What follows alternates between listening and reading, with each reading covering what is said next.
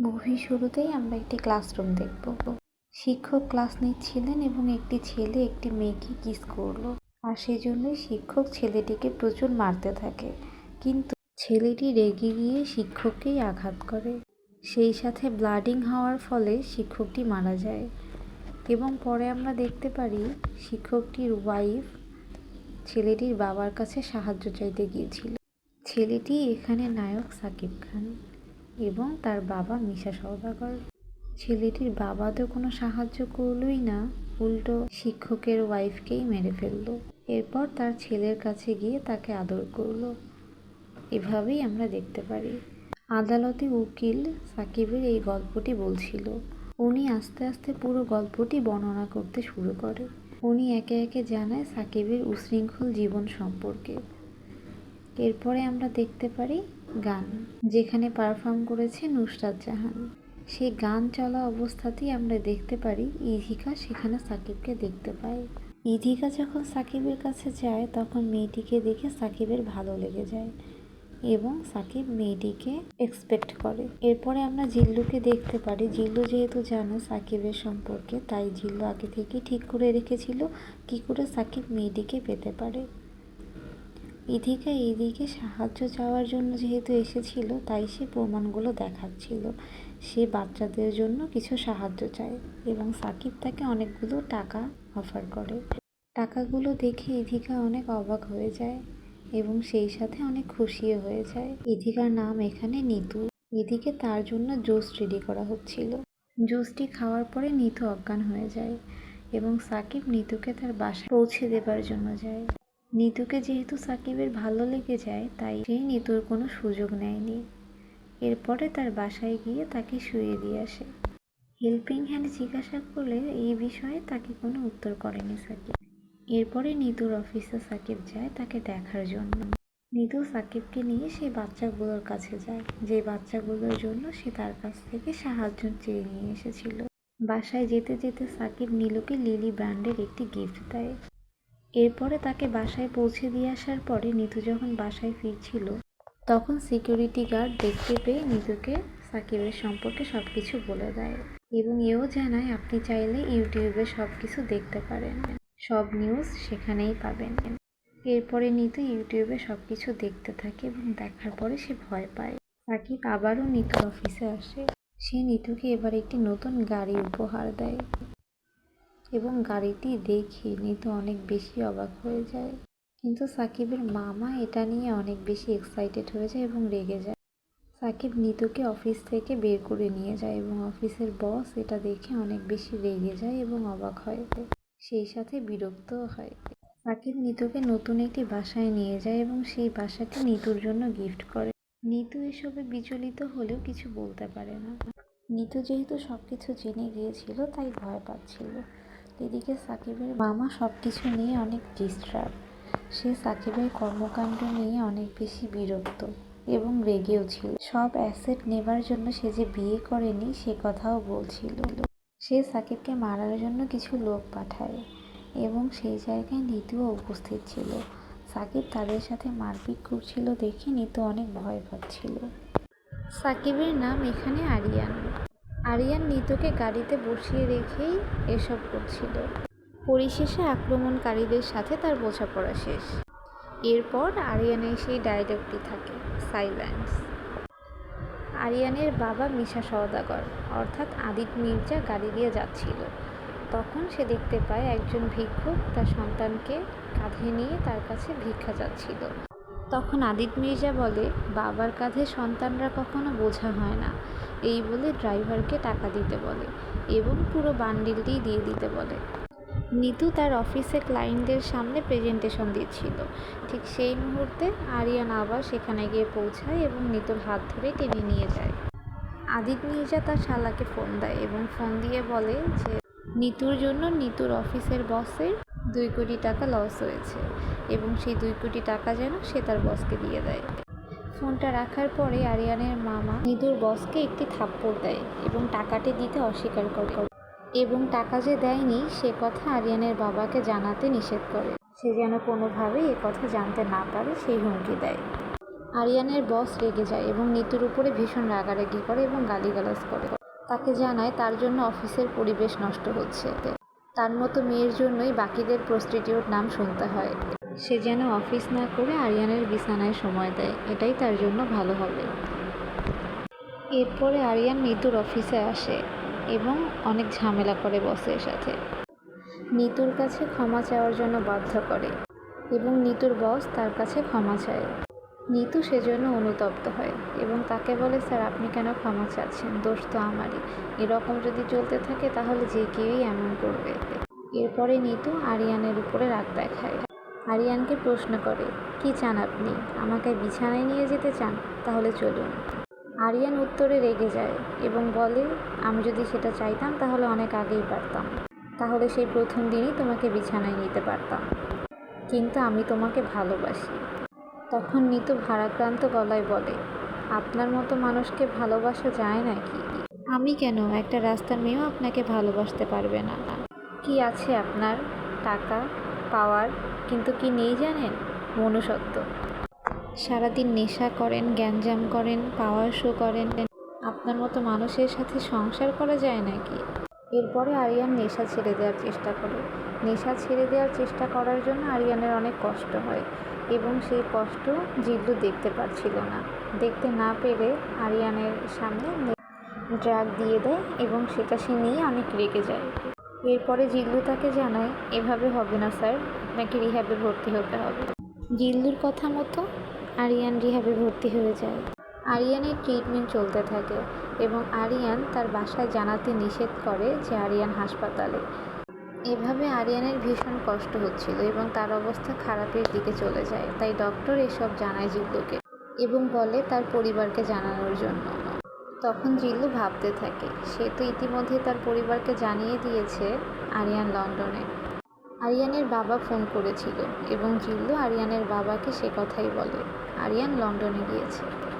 Aryan নিতুকে phone দিয়ে জানায় আরিয়ানের পিএস বলছে এবং আরিয়ানের কথাগুলো জানায়, আরিয়ানের অবস্থা সম্পর্কে জানায় এবং নিতু আরিয়ানের সাথে দেখা করতে হাসপাতালে আসে। নিতু আরিয়ানকে সাহস দেয় এবং বলে, আমার জন্য তোমার এই যুদ্ধে আমি তোমার পাশে আছি। এরপরে নিতু আরিয়ানের কেয়ার নিতে থাকে। আস্তে আস্তে করে আরিয়ান সুস্থ হয়ে যায়। দুজন দুজনকে তাদের ভালোবাসার কথা জানায়। এর মধ্যেই আরিয়ানের সাথে তার বান্ধবী দেখা করতে আসে। সেই বান্ধবী তাকে হাগ করেছিল। এটা দেখে নিতু রেগে যায় এবং সে ঘরে চলে যায়। আরিয়ান তার গার্লফ্রেন্ডের সাথে তার বান্ধবীকে পরিচয় করাতে যাচ্ছিল, তখন দেখে নিতু সেখানে উপস্থিত নেই। এদিকে নিতু ঘরে গিয়ে কাঁদছে। আরিয়ান নিতুকে কানেক্ট করতে না পেরে সে হুমকি দেয় নিজে নিজেকে গুলি করবে। এরপরে নিতু বাইরে বেরিয়ে আসে এবং আরিয়ানকে বলে, আমি সব কিছু সহ্য করতে পারবো, শুধু তোমার মৃত্যু সহ্য করতে পারবো না। আরিয়ানের দাদির জন্মদিনের পার্টি। আরিয়ান নিতুকে নিয়ে এসে বলে, তোমাকে স্পেশাল গিফট দিতে চেয়েছিলাম না, এই যে তোমার স্পেশাল গিফট। আরিয়ানের মায়ের কাছে আরিয়ান জানতে চায় তার বাবা কোথায়। তখন তার মা জানায়, এই তো আছে পার্টিতে কোথাও। এদিকে আরিয়ানের মামা প্রিন্সের সাথে আরিয়ানের আলাপ করায় এবং এরপরে আরিয়ান তার গার্লফ্রেন্ডের সাথে মিট করার জন্য বললে প্রিন্স আরিয়ানের গার্লফ্রেন্ডকে হাগ করতে চায়। নিতুকে হাগ করতে যাওয়ার বিষয়ে আরিয়ান অনেক রেগে যায়। এর ফলে প্রিন্সও অনেক রেগে যায়। আরিয়ানের বাবা প্রিন্সকে শান্ত হতে বলে। পরে আরিয়ান প্রিন্সের এরিয়াতে গিয়ে তার সাথে মারামারি করে আসে। প্রিন্স এই নিয়ে তার বাবার সাথে তর্ক বিতর্ক করে এবং প্রিন্সের বড় ভাইকে ডাকার জন্য বলে। তার বড় ভাই কেন বাইরে চলে গিয়েছে অথবা তার বাবা তাকে পাঠিয়ে দিয়েছে সেই ঘটনাটি প্রিন্সের বাবা তাকে জানায়। প্রিন্সের বড় ভাইয়ের নাম ফারহান, অর্থাৎ যিশু। পুলিশদের সাথে ঝামেলা করে সেই কেস থেকে বাঁচতে সে দেশের বাইরে চলে গিয়েছে বা তাকে পাঠানো হয়েছে। এরপরে আরিয়ানের মামা সহ প্ল্যান করা হয় নিতুকে শেষ করার জন্য। নিতুকে গুলি করা হয়। এরপরে আরিয়ান সেখানে এসে উপস্থিত হয় এবং নিতুকে নিয়ে হাসপাতালে যায়। তারপরে হাসপাতালে সিসি ক্যামেরা দেখতে পেয়ে আরিয়ানের মনে হয় যে আমি ওখানে সিসি ক্যামেরা দেখেছিলাম, সেখান থেকে জানা যাবে কে নিতুর উপরে হামলা করেছিল। আরিয়ান যখন নিতুর কাছে হাসপাতালে ছিল তখন আরিয়ানের কাছে ফোন আসে এবং আরিয়ান বের হয়ে যায়। এরপরে জড়িত থাকা সকলকেই আরিয়ান শাস্তি দেয় এবং তার মামার বিষয়ে জানতে পারার পরে তার মামাকে বলে, আমি তো জানতাম মামা ভাগনা যেখানে বিপদ নেই সেখানে, কিন্তু তুমি তো আমার জন্য বিপদ, এই বলে তাকেও শেষ করে দেয়। এভাবে দিনারের চরিত্রের পরিসমাপ্তি ঘটে এখানেই। আরিয়ানের বাবা ইতিমধ্যে জানতে পারে আরিয়ানই তার মামাকে মেরে ফেলেছে, এর পিছনে আরিয়ান দায়ী। এরপরে আরিয়ানের বাবা নিতুর সাথে কথা বলতে চায় এবং নিতুর ফ্যামিলির সাথে বিয়ের বিষয়ে কথা বলতে চায়। এঙ্গেজমেন্টের আয়োজন করা হয়। পরিচিত হবার এক পর্যায়ে নিতু আরিয়ানের বাবাকে একটি গালি দেয়, সান অফ আ বিচ। বিষয়টি যখন বোঝা যাচ্ছিল না, তখন নিতু রেগে গিয়ে চিৎকার করে বলে, বললাম না you are a son of a bitch. এই বলে নিতু একটি সিগারেট ধরায় এবং সিগারেটের ধোঁয়ার মধ্যে দিয়ে ইন্টারমেশন অর্থাৎ বিরতি শুরু হয়। এরপরে আমরা আসি কাহিনীতে। নিতু তার আচরণের পিছনের কাহিনী বর্ণনা করে। নিতুর ফ্যামিলি হাই এস্টাবলিশড না হলেও তারা অনেক হ্যাপি ফ্যামিলি ছিল, 2 বোন এবং বাবা। ভালোভাবেই তাদের দিন কাটছিল। নিতু পড়াশোনা করত। সেই সময় সাবেক প্রধানমন্ত্রীকে হত্যার একটি প্ল্যান চলছিল। সেই পরিকল্পনা বিভিন্ন মন্ত্রীরা সহ করেছিল। সেই দলের একজন মেম্বার ছিল আরিয়ানের বাবাও। নিতুর বোনের বিয়ের কথা চলছিল এবং নিতুর বোন তার বাবাকে জানায়, আমি তোমাকে ছেড়ে কোথাও যাব না। নিতু ঢাকায় পড়ালেখা করার জন্য যাবে, তাহলে তোমার দেখাশোনা কে করবে? আমি তোমাকে ছেড়ে যাব না বাবা। এর মধ্যেই পুলিশ এসে নিতুর বাবাকে আঘাত করে। নিতুর বাবাকে সেখান থেকে জেলখানায় ধরে নিয়ে যাওয়া হয় এবং এই পরিকল্পনা করার পিছনে আরিয়ানের বাবা জড়িত ছিল, কেননা আরিয়ানের বাবাই বলেছিল এই দোষটি এমন কারো উপরে চাপানোর জন্য যার কিছু করার ক্ষমতা থাকবে না। 2 বোন তার আঙ্কেলের কাছে এসে সাহায্য চায় এবং কান্নাকাটি করে। তখন সে বলে, একজন আছে যে তোদের সাহায্য করতে পারে, আমি যেখানে কাজ করি, অনেক পাওয়ারফুল লোক, আদিত মির্জা। নিতুর বড় বোন এবং তাদের আঙ্কেল সেখানে যায়। নিতুর বড় বোন আদিত মির্জার পায়ে পড়ে কান্নাকাটি করে। সে কাঁদতে কাঁদতে বলে, আমার বাবাকে বাঁচান স্যার, আমি আপনাকে টাকা দিব। গ্রামের যে বাড়িটা আর আমার বাবার সাইকেল, এই দুটো বিক্রি করে 2.5 লাখ টাকা তো হবেই। সেই 2.5 লাখ টাকা আমি আপনাকে দিয়ে দিব, তবু আমার বাবাকে বাঁচান স্যার।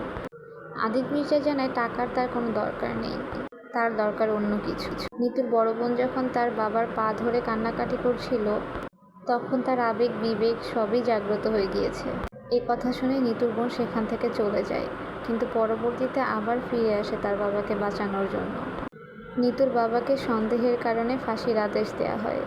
নিতু একটি চিঠি পায় এবং চিঠিটি পড়ার পরে সে তাকিয়ে তার বড় বোনের সুইসাইড করার দৃশ্যটি দেখতে পায়। নিতু এতক্ষণ এই ঘটনাটি আরিয়ানের ফ্যামিলিকে বলছিল, কিভাবে সে পরিকল্পনা করে তারপরে আরিয়ান মির্জা পর্যন্ত পৌঁছতে পেরেছে। আরিয়ান মির্জা আদিত মির্জার উইক পয়েন্ট, আর সে এটাকেই কাজে লাগিয়েছে। এরপরেই নিতু সেখান থেকে বের হয়ে যায় এবং পুনরায় তার পরিকল্পনাগুলো ভাবতে থাকে, কিভাবে সে এ পর্যন্ত এসেছে। আরিয়ান তখন নিতুর কাছে এসে বলে সে কি করেছে, তার তো কোনো দোষ নেই। নিতু তখন আরিয়ানকে বলে, সে তার বাবার ভালোটা নেবে, তাহলে খারাপটা নেবে না কেন? তার বাবার পাপের জন্য তাকেও ভুগতে হবে। আরিয়ান জানতে পারে নিতু ফ্ল্যাটের চাবি এবং গাড়ির চাবি দিয়ে চলে গিয়েছে। এরপরে আরিয়ান তার বাবাকে নিয়ে নিতুর কাছে যায় সরি বলানোর জন্য। আরিয়ানের বাবা সেদিনের ভুলগুলো মনে করতে থাকে। সে ড্রাঙ্ক অবস্থায় ছিল এবং পরে তার ভুল বুঝতে পেরেছিল। এরপরে জিল্লু সব মন্ত্রীদের সেখানে এক জায়গায় করে যারা এই ঘটনার সাথে জড়িত ছিল। সেখানে আরিয়ানকে খোঁজা হলে আরিয়ান একটি মিসাইল নিয়ে এসে বলে, আই অ্যাম হেয়ার, এবং সেখানেই সকলকে শেষ করে দেয়। সকলকে শেষ করে দিয়ে সে নিতুর প্রতিশোধ নেয়। এই ঘটনাটি তখন নিউজে দেখানো হচ্ছিল। ফারহানের গার্লফ্রেন্ড তার মা এবং বাবাকে নিয়ে তার সাথে দেখা করাতে এসেছিল। ফারহানের সেখানে তার গার্লফ্রেন্ডের মাকেও ভালো লেগে যায়। হাগ করার সময় তার মা কিছু নেগেটিভ বুঝেছিল, কিন্তু তাতে কোনো লাভ হয়নি। ফারহান তার গার্লফ্রেন্ডকে মেরে তার মাকে রেপ করে এবং তার গার্লফ্রেন্ডের বাবা দেখলে তাকেও শেষ করে দেয়। আরিয়ান নিতুর কাছে গেলে নিতু আরিয়ানকে অস্বীকার করে এবং আরিয়ান তখন রেগে যায়। নিতুকে সে জানায়, তোকে ভালোবেসতে আমার লেগেছিল 1 সেকেন্ড এবং তোকে ভুলে যেতে লাগবে ন্যানো সেকেন্ড। নিতু কান্নাকাটি করায় আরিয়ান একটু গলে গিয়েছিল। পরে নিতু হাসতে হাসতে বলে, আরিয়ান তো কিছুক্ষণ আগেই বলেছিল সে ব্লাডি নয়, ভালোবাসতে লেগেছিল 1 সেকেন্ড, ভুলে যেতে নাকি লাগবে ন্যানো সেকেন্ড। তখন আরিয়ান আবারও রেগে যায় এবং নিতুকে বলে, প্রতিশোধ যখন নিবি তখন 2টা কবর খুঁড়ে রাখিস, একটা তোর, ফাক ইউ। প্রিন্সের বড় ভাই ফারহান ফিরে আসে, তার ভাইয়ের সাথে গলা মেলায় এবং আরিয়ানকে মারার জন্য পরিকল্পনা করে। কেননা প্রিন্সের সাথে মারামারি করার পরেও আরিয়ান আবার তার বাবাকেও মেরে ফেলেছে। আরিয়ান রেগে বাইরে বের হয়েছিল, নিতু যখন আমার হবে না তাহলে সে কারোরই হবে না, আমি তাকে শেষ করে দেব। তখনই ফারহান আরিয়ানের গাড়ি অ্যাক্সিডেন্ট করায়। আরিয়ানের সেন্স থাকা অবস্থাতেই আরিয়ান ফারহানকে দেখতে পায়। আরিয়ানকে হাসপাতালে ভর্তি করানো হয়। আরিয়ানের দাদিও তার জন্য নামাজে বসে কাঁদতে থাকে এবং দোয়া করতে থাকে। আরিয়ান হসপিটালে রয়েছে। এভাবেই কয়েকটি মাস কেটে যায়। কয়েক মাস পরেই আরিয়ানের ফেস ওপেন করা হয়। তখন পুরো মুখেও, মাথায় এবং বুকে তার ইনজুরিগুলো দেখা যাচ্ছিল। এদিকে ফারহান নিতুকে কিডন্যাপ করায় এবং যখন ফারহানের কাছে নিতুকে নিয়ে আসা হয়, ফারহান তখন নিতুকে দেখে পছন্দ করে ফেলে। নিতুকে ফারহানের ভালো লেগে যায়।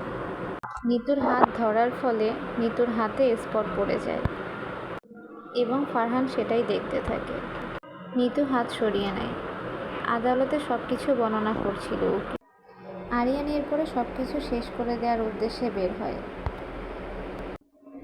প্লেনে সে নিতুর কাছে পৌঁছায়, যেখানে নিতু এবং ফারহানের বিয়ের আয়োজন করা হচ্ছিল। ফারহান আরিয়ানকে দেখে অনেক অবাক হয়ে যায় এবং তাকিয়ে বলতে থাকে, এ তো কই মাছের প্রাণ। আরিয়ান মারামারি করার এক পর্যায়ে তখন জিল্লুকে বলে, এই জিল্লু, মাল দে। সবশেষে ফারহানকে মারে আরিয়ান এবং তার গায়ে আগুন জ্বালিয়ে দিয়ে সেই আগুন থেকেই আগুন নিয়ে সিগারেটে ধরায় আরিয়ান। নিতু সব কিছুই দেখছিল। আরিয়ান আবারও পুড়তে থাকা ফারহানের দিকে তাকিয়ে আঙ্গুল দিয়ে বলে, সাইলেন্স। এরপরে নিতু কাছে আসতে গেলে আরিয়ান নিতুকে গুলি করে এবং জিল্লু শুধু তাকিয়ে তাকিয়ে দেখা ছাড়া কিছু করার থাকে না। আরিয়ান নিতুকে আবারও গুলি করে। নিতু মাটিতে পড়ে যায় এবং আরিয়ান তার অভিমানের কথাগুলো বলতে বলতে নিতুকে আবারও গুলি করে। নিতু আরিয়ানের দিকে তাকিয়ে বলে, ভালোই করেছ। নিতুও যে আরিয়ানকে ভালোবেসে ফেলেছিল সেই বর্ণনাই নিতু দিতে থাকে। সে অনেক কষ্ট পেয়েছিল। হসপিটালে থাকা অবস্থায় নিতু আরিয়ানকে দেখতেও গিয়েছিল এবং আল্লাহর কাছে সে প্রার্থনাও করেছিল আরিয়ানের সুস্থতার জন্য। এরপরে আরিয়ান নিতুর মাথা তার কোলে তুলে নেয় এবং তাকে জড়িয়ে ধরে। এক পর্যায়ে তার মনে হয় এবার তাকে হসপিটালে নিতে হবে। সে নিতুকে কোলে তুলে নিয়ে হেলিকপ্টারের দিকে যেতে যেতেই নিতু মারা যায় এবং আরিয়ান তখন নিতুর দিকে তাকিয়ে থাকে। আদালতে আরিয়ানের পক্ষে থাকা উকিল তাকে নির্দোষ প্রমাণ করার অনেক চেষ্টা করছিল, কিন্তু আরিয়ানই তাকে থামিয়ে দিয়ে নিজেই স্বীকার করে সে তার নিজের হাতেই নিতুকে মেরেছে এবং কিভাবে মেরেছে। আরিয়ানের বাবা অবাক হয়ে যায় এবং কষ্ট পায়। সকলেই সেখানে কষ্ট পাচ্ছিল, কিন্তু কারোর কিছু করার নেই।